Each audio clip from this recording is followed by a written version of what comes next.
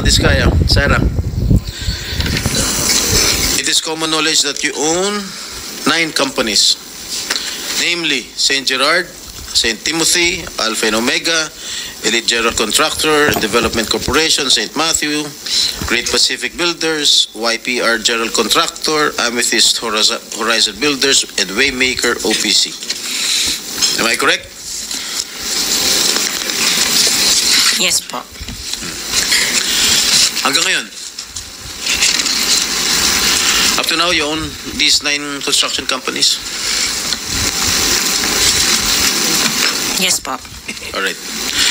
Since you started securing contracts from the DPWH, since kailan kayo nag-umpisa? 2012? DPWH? Yes. Yes po, 2012. Pag-usapan muna natin yung 2022 hanggang 2025. Ilan na po yung naging projects nyo sa DPWH? Marami na po. Ilan nga? I don't have Mahigit the figure.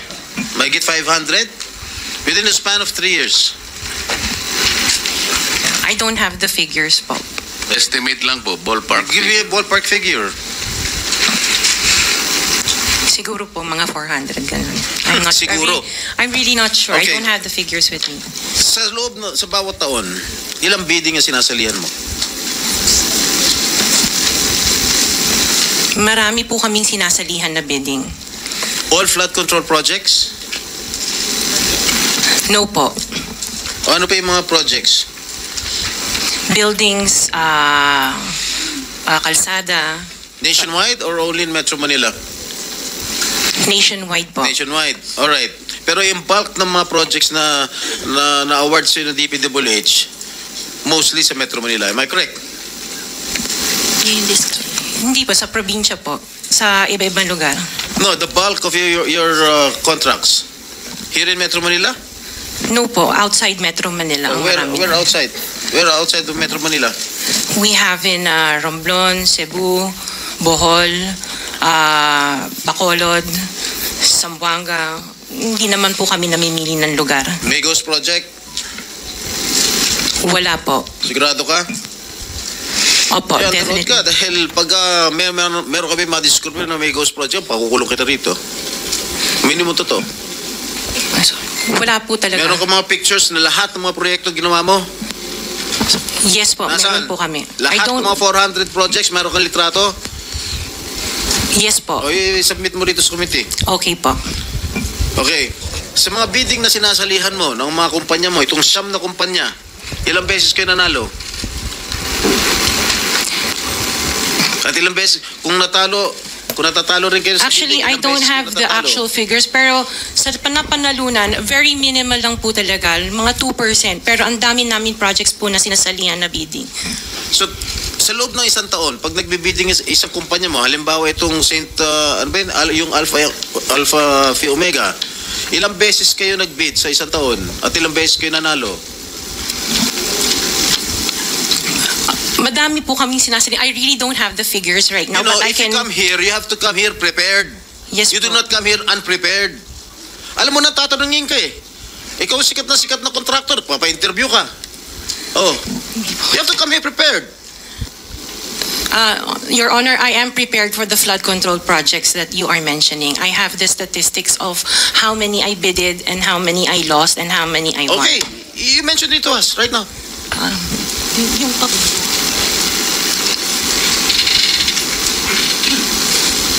You are asking her to relate the 400. No. Parang mahirap naman yata. Hindi. In 2022, I bidded for 491 projects. This is just for the flood control, Your Honor. How many projects? For 491. 491. 491. I joined the bidding. Po. Oh. This is in 2022. I only got 71 projects from the 491 na sinalinan ko po. 71 only. How many companies?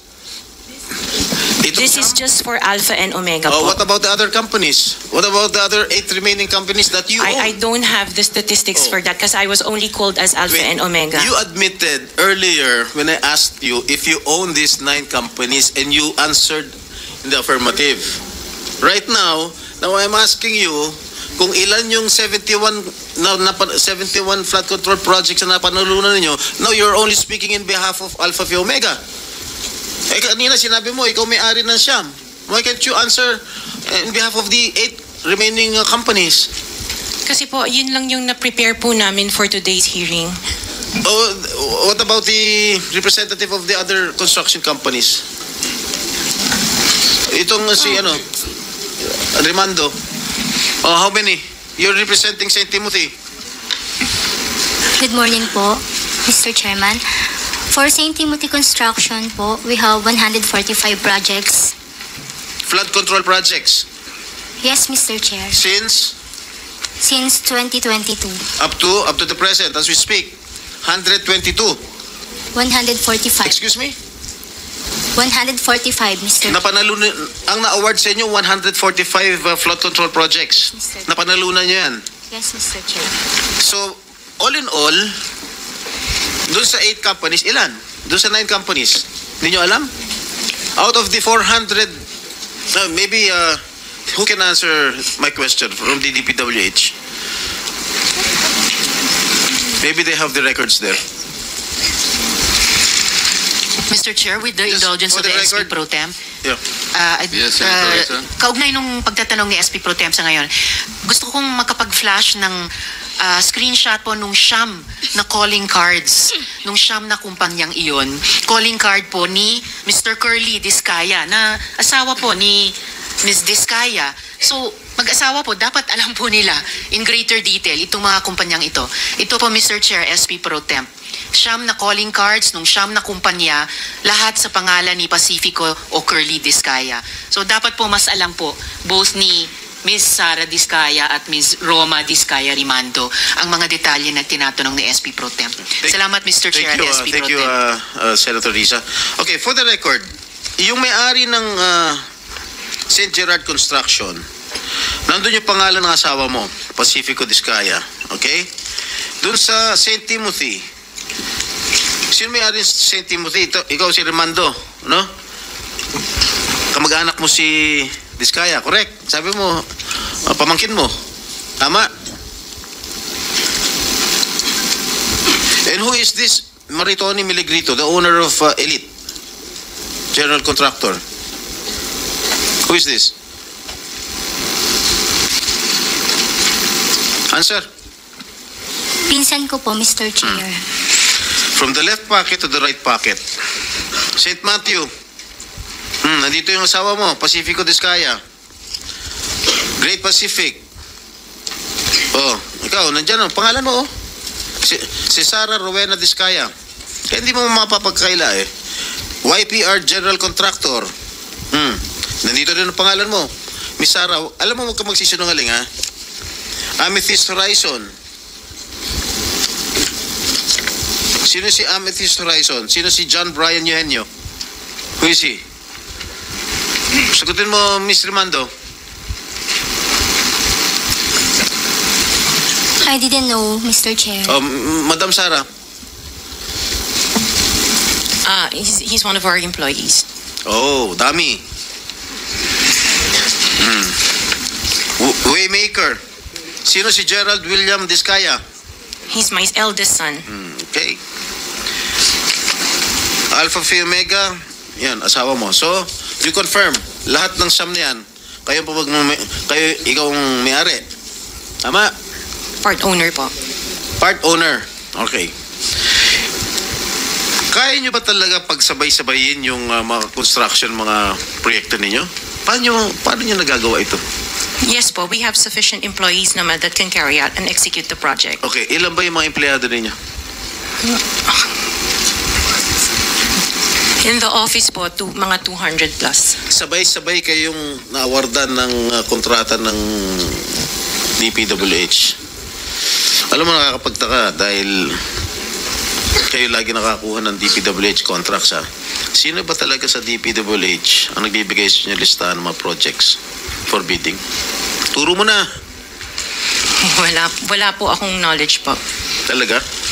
Ba't Yes, nakakapagtaka dahil yung siyam na construction companies nyo, yun ang laging favored, kumbaga, sa bidding. Hindi. Kasi ang balita ko, isa kayo sa mga una nakakita at nakakapili ng mga projects. Bago pa mabuo ang National Expenditure Program, yung tinatawag natin na NEP. Parang menu lang sa restaurant na nakaka-order kayo kagad. Sino ang point person nyo sa DPWH na nagbibigay sa inyo ng informasyon na ito, o para sino ito para sa kanya? Sino?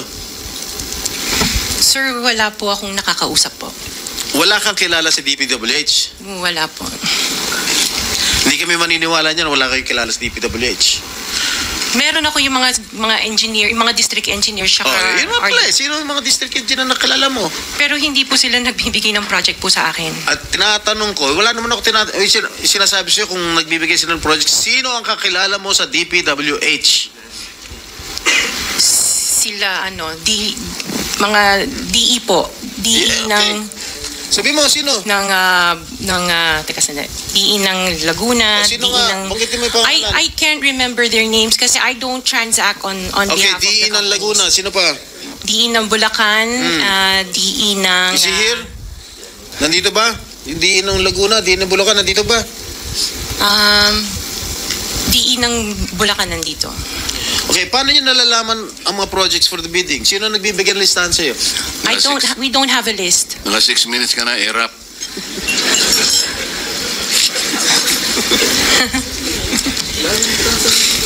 Okay, I don't have a list po. Sinisira mo yung... Interjection, Mr. Chair, with the permission of the SP Pro Temp. Okay. On the DPWH na binanggit po niya, Mr. Chair. Okay, okay. Salamat, Mr. Chair, SP Pro Temp. Dahil natatanong po ni SP Pro Temp ang DPWH din in connection sa mga diskaya. I wonder, Mr. Chair, kung natignan na po, nasilip na po ng DPWH, kung may practice ang mga diskaya companies ng pagpapahiram o pagpaparent out ng lisensya nila para mag-force multiply sa capacity nila. Para kahit 200 lang daw ang staff sa opisina, kaya nilang mag-implement ng 491 projects or 71 projects, 145 projects in any 1 year. I wonder, Mr. Chair, kung nasilip na po yun ng DPWH. Incidentally, Senator Risa, you are the next interpellator, so you may want to continue with your 5 minutes. Thank you. Will do. Thank you, Mr. Pinatapos Chair. mo na ba ako? Thank you, Mr. Pinatapos Chair. mo na ba ako, Chair? Ha? Okay. One last question, if I may. One last question, Mr. Chair, Senator Risa. Madam Diskaya, saan nyo ba kinukuha yung mga coaching imported, mga luxury cars? Ang balita ko, dun sa interview mo, binili mo yung isang Rolls Royce dahil nagandahan ka sa payong. Tama ba? Sir, yes po. Samantalang, ilan yung luxury cars mo? Nasa 28 po. 28 lang. Ano, Yes. ano ito mga ito? Rolls Royce, Ferrari? I don't have a Ferrari. Ano yung mga luxury cars? Lamborghini? No rin. Cadillac. Saan binili? Sagutin mo na. Saan mo binili? Sa dealer po. Sino dealer? Dito, local? Local dealer o sa abroad? Freebell Enterprises tsaka yung isa Auto Art. Dito, sa Pilipinas? Yes po. Hindi ka nag-import? No po. Dito may dealer ng mga Yes po. Rolls Royce. May dealer ng Rolls Royce meron dito. po. Ano pa yung mga ibang luxury cars mo? Yung anong tawag dito, yung Cadillac and the Cadillac GMC. Escalade, gano'n? Yes po. Oh. The GMC. Yun lang. Sinong dealer? I mentioned earlier Freebell Enterprises and Auto Sa Art. lahat ng kotse mo, yun ang mga dealers mo. Dalawa lang sila Dalawa po. yung dealers mo. Yes po.